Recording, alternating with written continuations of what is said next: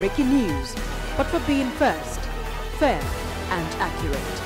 TVC News, first with breaking news. Welcome back, everyone. Coordinating Minister of Health and Social Welfare, Professor Pate, has reaffirmed that universal health coverage is a top priority for President Bola Tinubu-led administration, reiterating the administration's commitment to ensuring that every Nigerian, regardless of their location or economic status, has access to quality health care.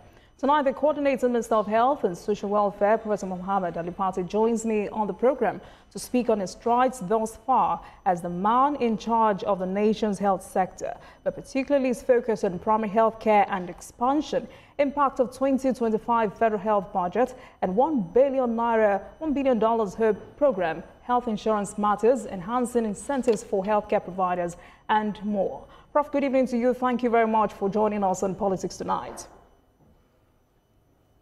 Thank you for having me. Right.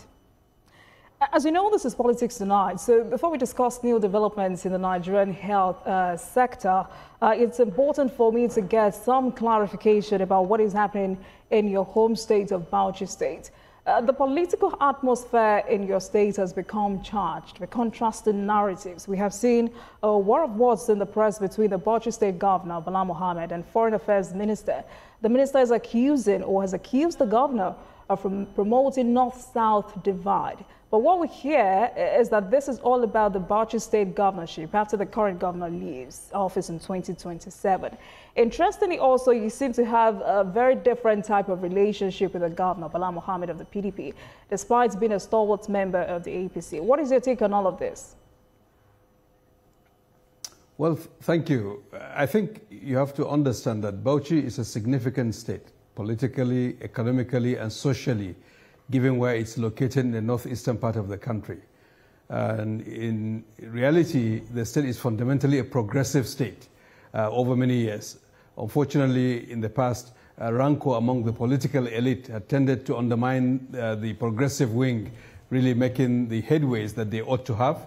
And so our approach is that of moving away from rancor, but rather unifying the party so that it's a solid platform to support the important strides and the reforms that the president is making nationally in his role as the president and also leader of our country, so that the state keys into that. So our focus is really on unifying the party. As a leader, one of the leaders in the party, my focus is to ensure that we're unified, that we have a strong platform, that politically the progressive ideology essentially results in that being translated into political victory for the party in 2027. That's what we're working towards in, day out.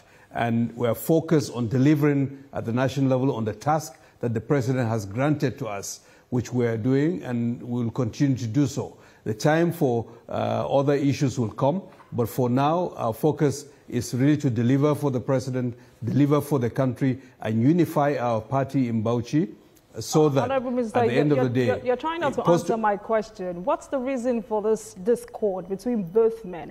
You have a good relationship with the governor. What kind of relationship do you have with the minister? I have a very good relationship with all my colleagues, and that's something that I cherish and I also work on, because it's not personal. Service, in whatever position you find yourself, you do the best that you can. The governor was at some point in the same party as ANPP, is where he served as a senator, and who knows what tomorrow might be. He might leave from PDP to APC. So for me, it's really focusing on development, on bringing, delivering on the mandate that we currently have, but also for Bauchi, what is it that will translate into development for the people of Bauchi State. So it's not about personal animosities and other parochial things. That's not my style. And my focus is really to see what we can do to build, not to really divide the polity in Bauchi. But given your performance at the center, can we expect you to throw your heart into the ring on behalf of the APC in the 2027 governorship contest? Can you say that again? Given your performance at the center, can we expect you to throw your heart into the ring on behalf of the APC in the 2027 governorship contest? I think for now, I'm focused primarily on delivering the mandate that His Excellency President Tinubu has granted me. It's an opportunity to serve that I'm glad to have this opportunity to serve. What comes in the future, when the time comes, I think we'll make a determination. The stakeholders in Bauchi right now are working towards unifying the party so that we have a strong platform at all levels that we can deliver for the president, deliver for the party, and deliver ultimately for the state. So there is a possibility that you contest for the governorship race in the 2027 governorship election. Is that it? I think we are very closely connected with the grassroots in the state. And I think the issues facing the state are very clear. But it will not come to be if the party is not united. And my singular focus is to unify APC in Bauchi, to support the president to achieve what he is trying to achieve now, and also what comes off in 2027. Now, as to what happens at the state level, and I hope that the state stakeholders will align so that we have a successful alignment between the president's success and also what happens at subnational level. So yes, over time, over the next several months, we'll see where it lands. I'm ready to serve, but it's also with a mission to develop the state, but also to develop our country. So I have not made a determination one way or the other.